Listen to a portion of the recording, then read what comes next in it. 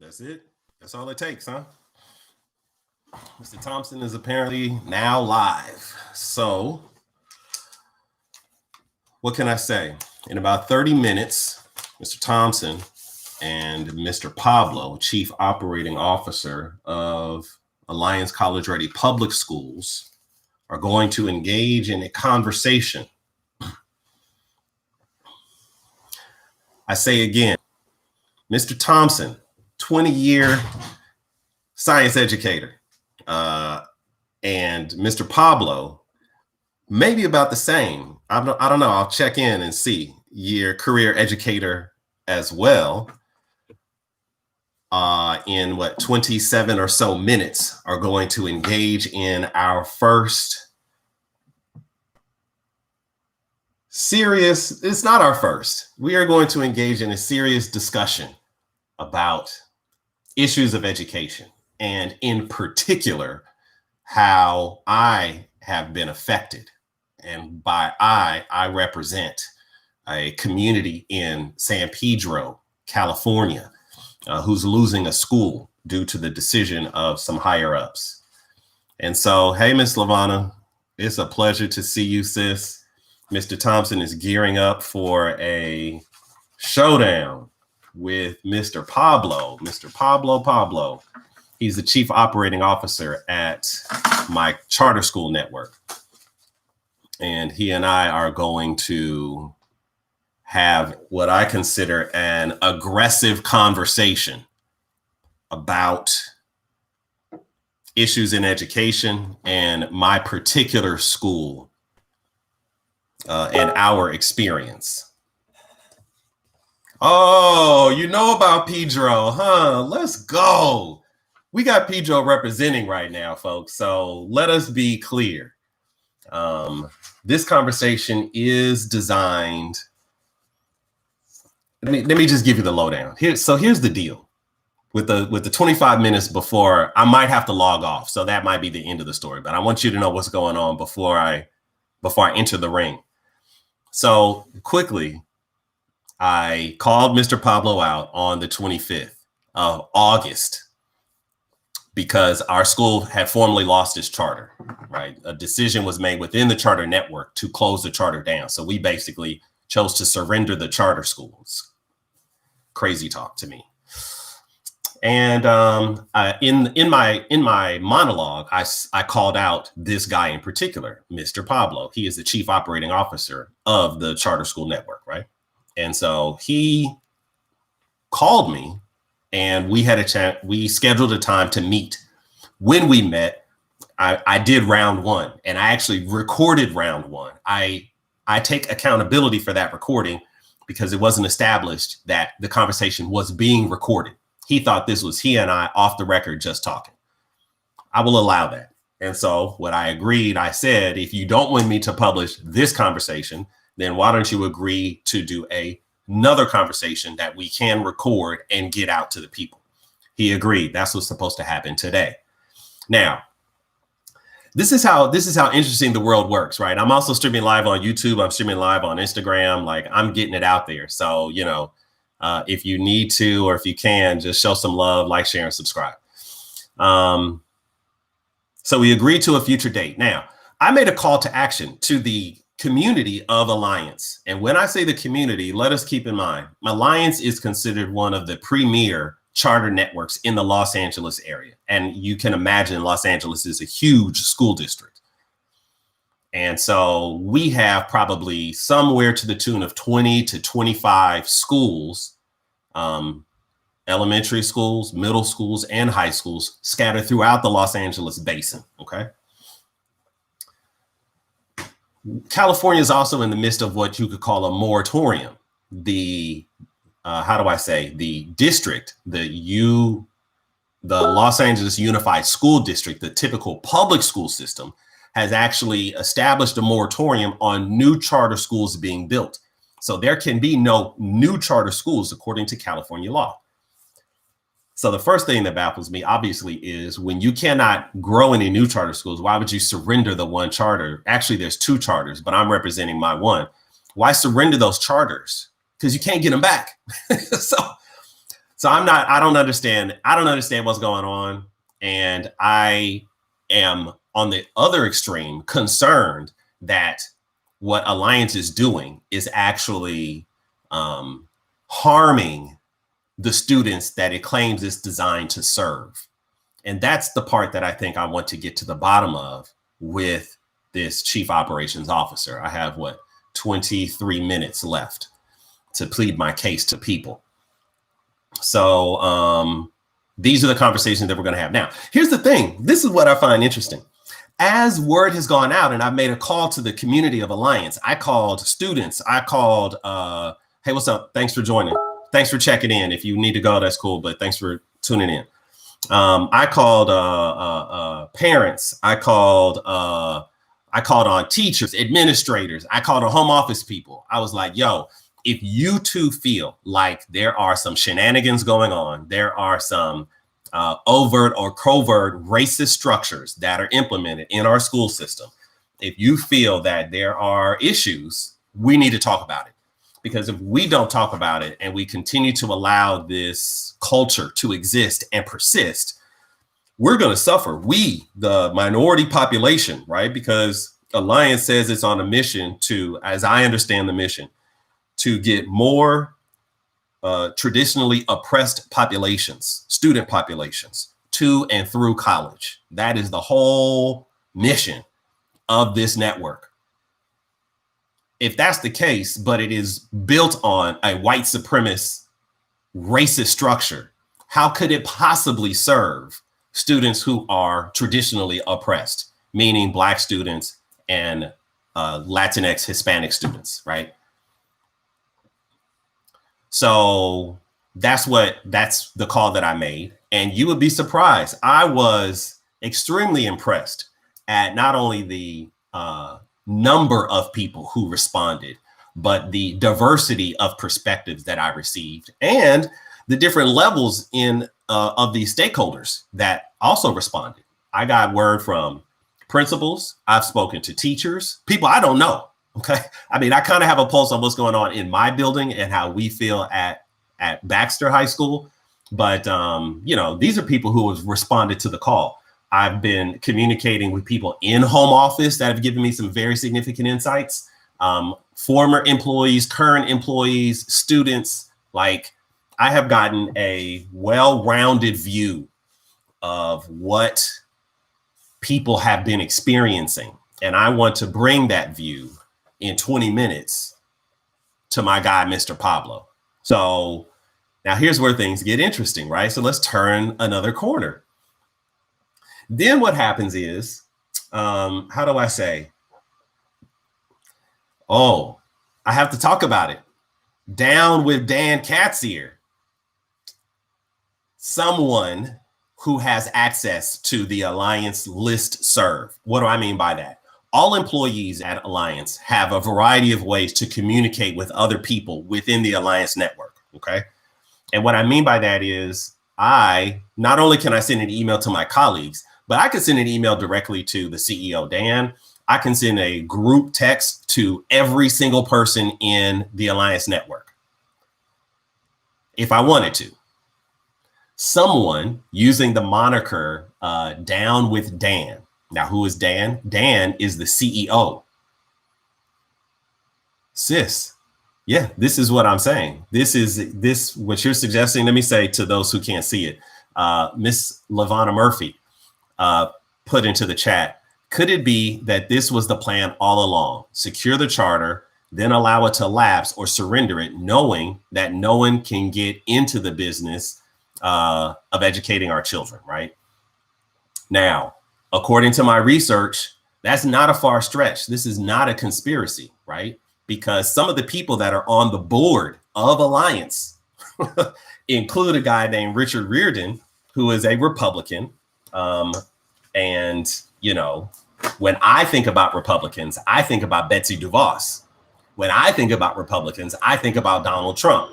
Now, let me counter that. Let me balance that out, because at the same time, my own dear mother says Richard Riordan is a good guy. Okay. My own dear mother says that the advances that this Republican white man has made has been of direct benefit to her in her education. So around my house, Richard Riordan is apparently a legend, right? Apparently he gets his just respect for direct contribution to the success of my family. So to whatever degree he deserves criticism, I say that, right, to balance it out. But he's on the board, right? And when I think about a Betsy DeVos and this agenda, it is about dismantling the public school system, privatizing all of education. And so if that is the long play, then it becomes market-based education where the masses, listen, at that point, you get into redlining. At that point, you get into all of the classic tropes of white supremacy now put into a market-based system for education, right? So you're going to see this digression. We've been talking about closing some gaps, but if we don't allow education to continue to be a public good, a service to the society, and we privatize all of education, we're going to have some problems. Okay, we are going to see the continued digression, the continued divergence from the haves and the have-nots. I mean, but that is the social structure. Listen, that's the whole social structure. That's exactly what I'm trying to fight against in my way and in my time. And in about 15 minutes, I'm going to talk to somebody who is an agent for that system. And he and I are going to engage. And if anybody who's watching this knows Mr. Thompson, you know, this might not be a very good look for some people. Now, on that note, though, there is something that is important for me to say. Thompson is not looking for, I'm not looking for a shit show. My intention here is not to embarrass this man. I could if I wanted to, because the Down with Dan guy sent an email with a whole bunch of juicy, salacious intel on key people in the Home Office, one of whom includes Mr. Pablo himself. Now, this document, I didn't author this document, for the record. I have read the document. I didn't, I mean, it's very much like a manifesto. It very much is supported with documents and backup links and the whole thing. So whoever is the Down with Dan character clearly has a message to tell and has, done his research, right? He has done his investigation. Some of it is obvious opinion, but a lot of it is, like I said, it's linked with source data. Okay, so it's interesting. Anyway, Down with Dan sent it out to, I don't know how many people. The one email that I seen had it going out to about 100 people within the network at various levels. And with the network this small, as you can tell within any school building, word gets around, right? So even among here, we got a little bit of a splash around it. So much so that this mission that I'm on, and I'm trying to get around to the idea of this not being a mockery, because there's juice.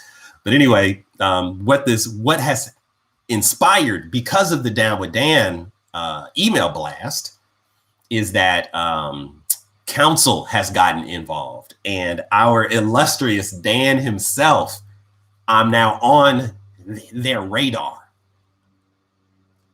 Because I've been associated. You could even say my mission has been co-opted by this Down with Dan mission. Now, let me be transparent. I am not confident that Dan Katzier is fit to accomplish the mission set out by the Alliance network. I'm not convinced, but I'm not Down with Dan, right? I'm not approaching this problem by bringing a whole bunch of salacious personal information out in a way to kind of shame or take advantage of cancel culture, right? To try to shame them out of office. I'm here claiming that they may not be qualified to do the job. Okay. I'm here saying that these people may be the exact problem so that's where I'm at. Right. So I am not Down with Dan, but I am not, I'm not against the idea of Dan stepping down. So I'll put that out there for the record. So about the sizzle and the steak, right? So when you engage in this level of, hey, welcome, thanks for coming through. When you engage in this level of, what shall I call it, critical analysis, now that I realize, now that I've kind of exposed myself and put myself up and out there on the public sphere, that's why I'm here right now going live, right? It's like, you need to see what's really going on.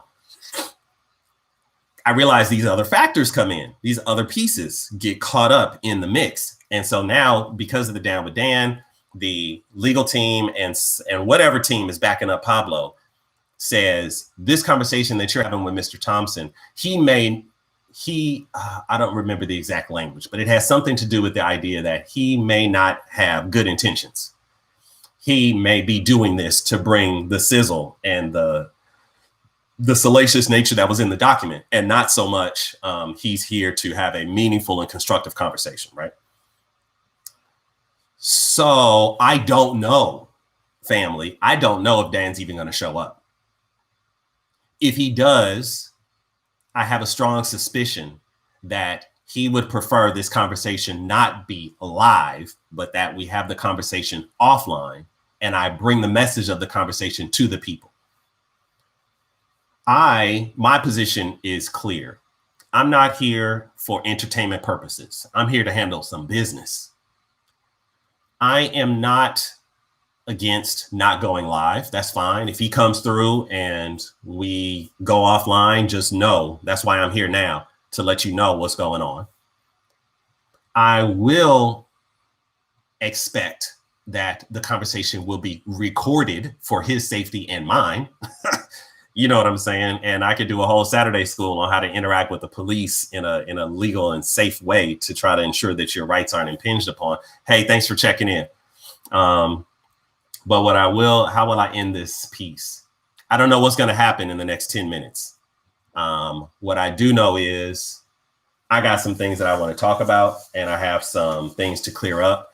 Now, if he doesn't come, get your popcorn, because Thompson I got plenty. I got plenty here of my own research. Let me face this way so you can see.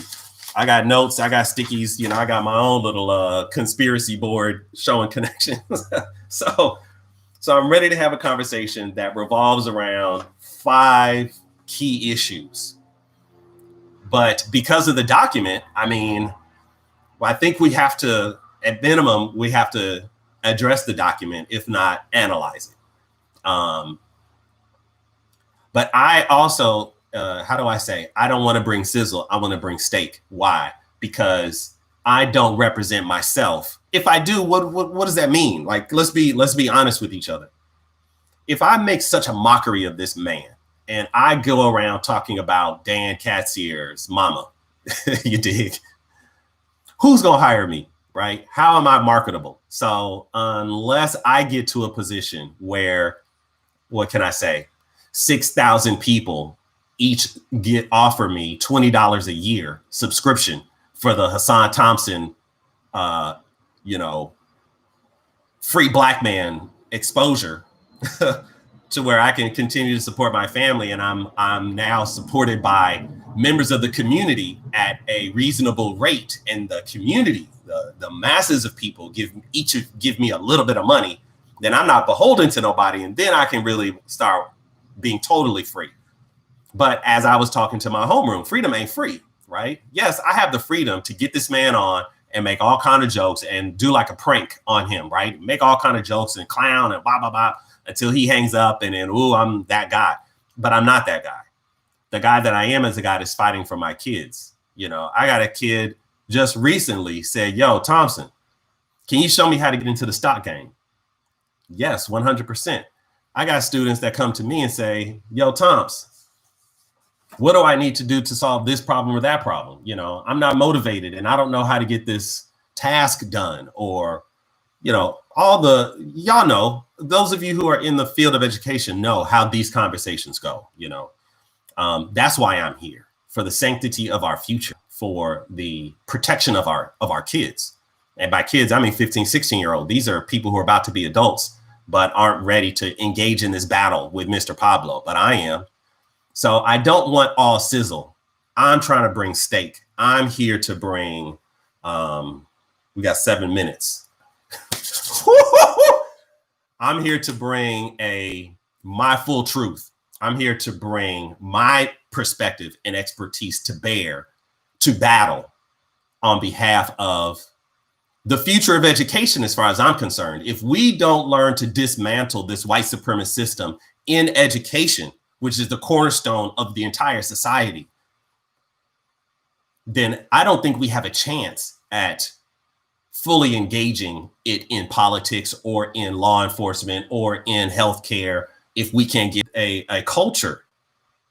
Uh-oh.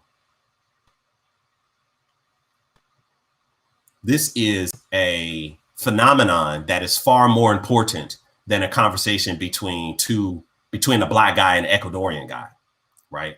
So my full hope and expectation is that this conversation will be professional but aggressive, that this conversation will be authentic and transparent, calling truth to power and calling a spade, right?